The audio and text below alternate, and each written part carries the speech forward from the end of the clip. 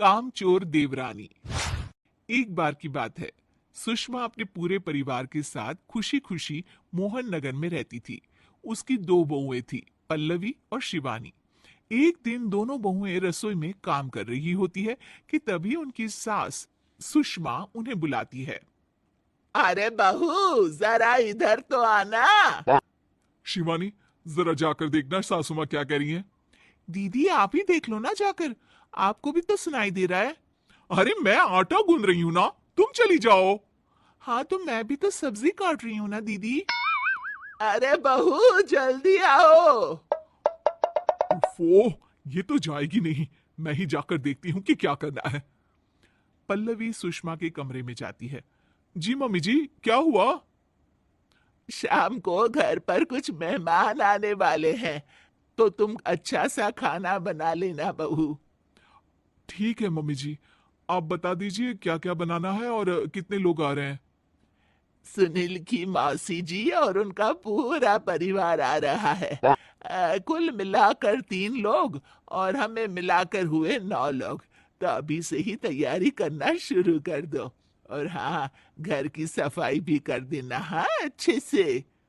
जी mummy जी, सब काम हो जाएगा, आप चिंता मत कीजिए। पल्लवी शिवानी को घर में मेहमान आने वाले हैं इसके बारे में बताती है। क्या? 9 लोगों का खाना बनाना होगा, घर की सफाई करनी है? बाप रे! सासू माँ ने तो हमें घर की नौकरानी ही समझ कर रखा है। ऐसा नहीं बोलते शिवानी, हम इस घर की बहू हैं और घर के काम करना हमारा फर्ज है। दीदी तो है ही सासू माँ की चमची, जब देखो सासू माँ सासू माँ।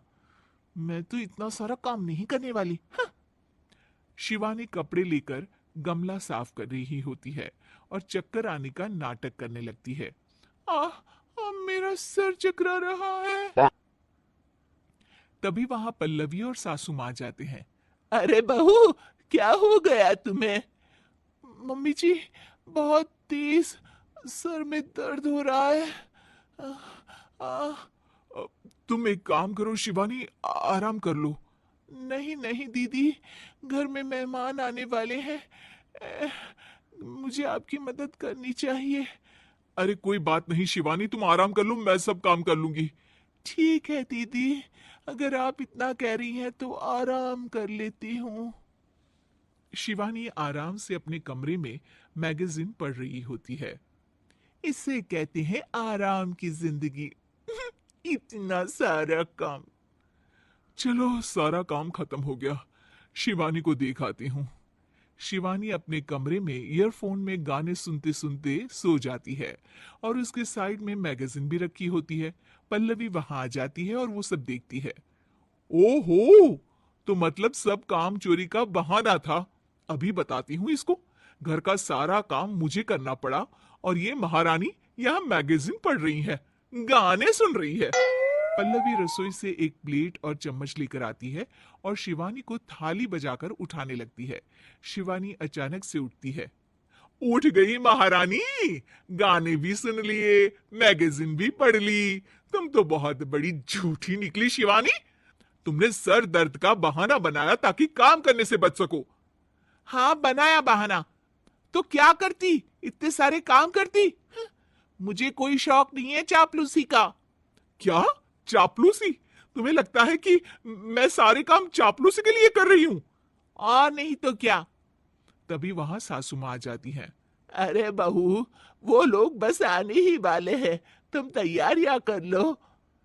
जी सासू माँ, तुझे तो मैं बाद में देखती हूँ। सब खाना खाने बैठते हैं और खाना शुरू करते हैं। तभी सुनील की मौसी बोलती है। वाह भाई वाह, खाना तो बहुत ही अच्छा बना है सुषमा जी। एक एक चीज में क्या स्वाद है।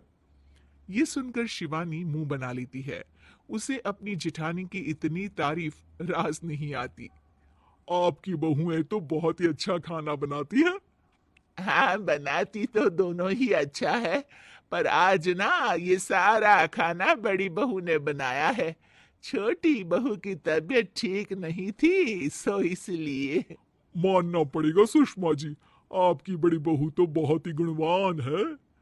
पल्लवी की तारीफ सुनकर शिवानी को जलन होती है, पल्लवी ये सुनकर खुश हो जाती है और शिवानी की तरफ देखकर उसे चिढ़ाती है। कुछ देर बाद मेहमानों के जाने का वक्त हो जाता है। मौसी जी सबके लिए उपहार लाई होती है, वो सबको शगुन के पैसे देती है और अंत में पल्लवी के पास आती है। तुम्हारे लिए शगुन का लिफाफा तो है ही, पर बहू तुम्हें एक और उपहार भी मिलेगा इतना अच्छा खाना बनाने के लिए। मौसी अपने सोने के कंगन निकालकर पल्लवी को पहना देती है। ये लो, ये मेरे मनपसंद कंगन है, अब से ये तुम्हारे हुए। आ, आ, धन्यवाद मौसी जी। ये देखकर शिवानी तो पूरी तरह से जल जाती है और गुस्से से रसोई में चली जाती है। तभी वहां पल्लवी आ जाती है और उसे अपने कंगन दिखाने लगती है। देवरानी जी, अब आपका सर दर्द ठीक तो है ना? मुझे लगता है कि अब सर दर्द शुरू हो गया होगा आपका।